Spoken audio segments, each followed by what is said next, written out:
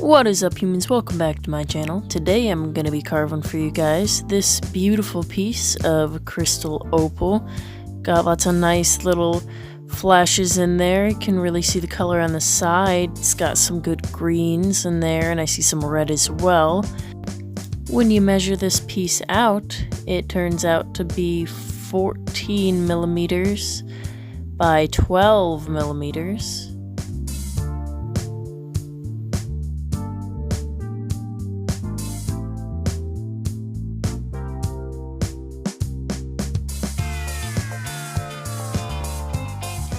And when we weigh this rough piece, it is 8.42 carats, so not quite 10 carats. This is a beautiful stone, guys. We'll see what shape I'm able to get out of it. It's got some dirt all around, and I did forget to do a flashlight test for you guys again. Sorry about that, but if you want to see how I shape this stone, stay tuned.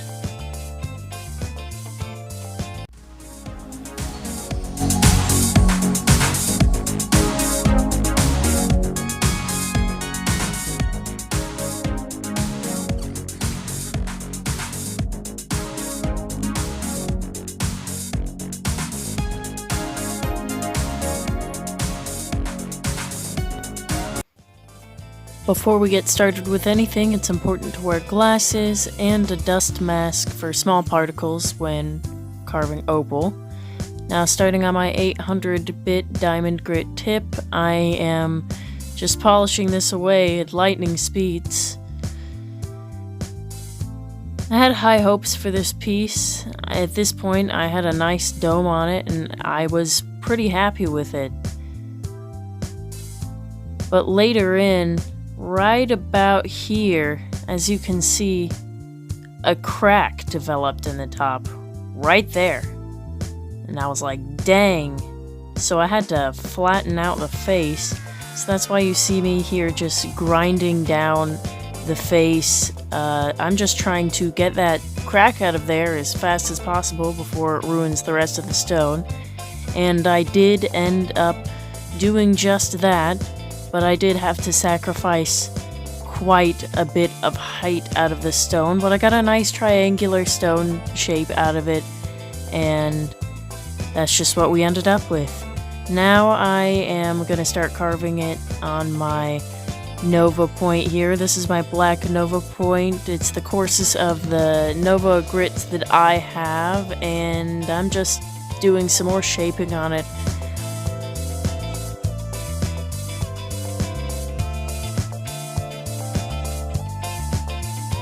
Now moving on to my brown Nova point tip, I'm just continuing to shape it and get the scratches away and get a pleasing shape.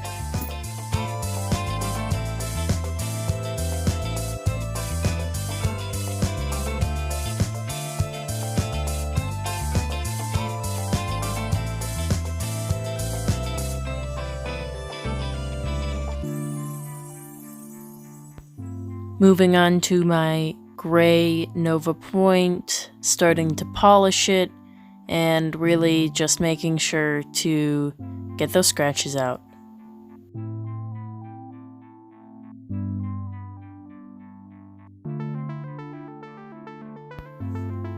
And then here I am working on the opal with my fourth and final Nova point.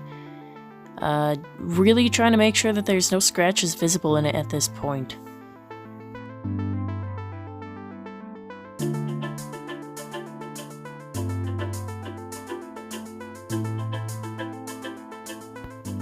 So this is what the stone looked like after the Nova points before I let it dry out. And then this is the stone after I let it dry out on my shelf for, this one took like 30 hours. Now I am polishing this on a felt tip with my Dimond 5 micron lapidary paste.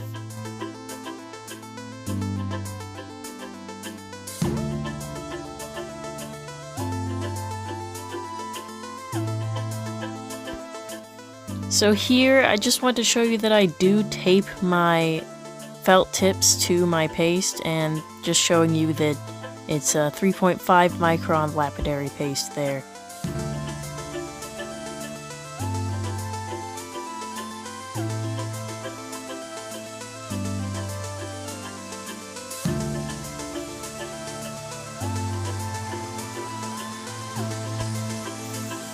And now here I'm polishing it with my 2.5 micron dimond grit lapidary polishing paste.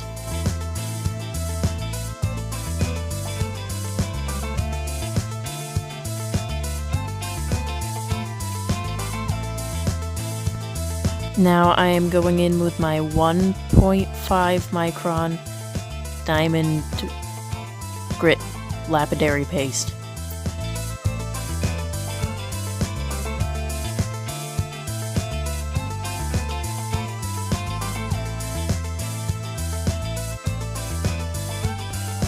And then this is my 1 micron lapidary paste.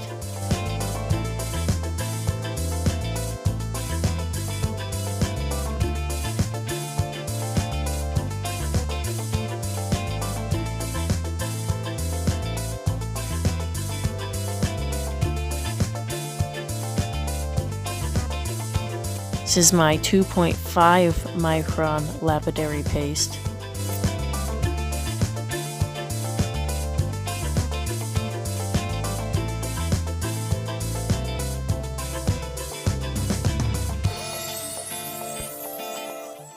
And then finally finishing it off before cerium oxide with my 0.25 micron dimond grit lapidary polishing paste.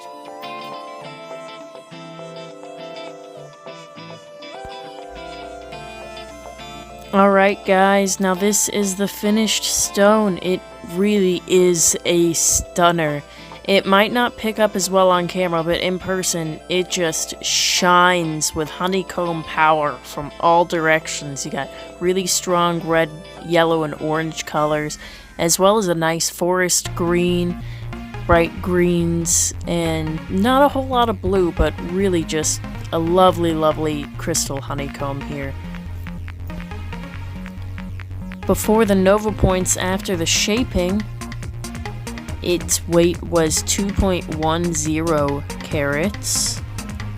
And then after the Nova points, before it dried out when it's still full of water, it was 1.69 carats. After it dried out on my shelf, before we started polishing again, it was 1.47 carats, and then it was 1.46 or 1.45 carats at the very end after all the polishing. Here's the stone before we cut it. A beautiful 8.42 carat rough stone. Real potential. Real stunner of a rough piece, and you can see that honeycomb pattern coming in through the face there.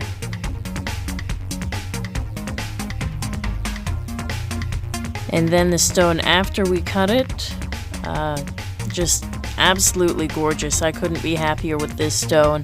The fact that I was able to save it after it was cracking is an achievement on its own, so the fact that I lost so much of the stone is not fazing me right now, because just look at that color. It is so bright. It's a little directional, but honeycomb is my thing, and this is a gorgeous crystal honeycomb. So thank you guys for watching this video. I put together a little thing at the end here.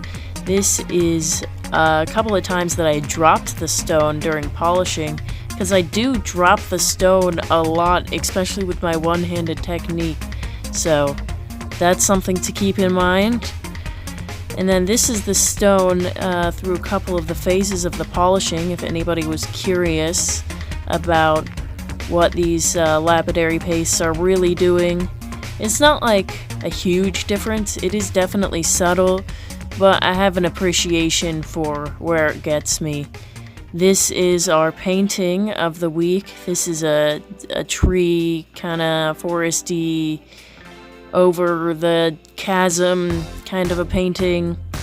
I did it with Daniel Smith watercolors on watercolor paper with Uli color changing watercolors, and then the holographic watercolors are also from her as well. Thank you guys so much for watching my videos. I've been posting pretty consistently. I'm trying to post every Wednesday, but I can't guarantee that. But I do hope to see you guys the next time that I post, and I have been so appreciative of all the support from the community. Thank you guys, and I'll see you next time that I post.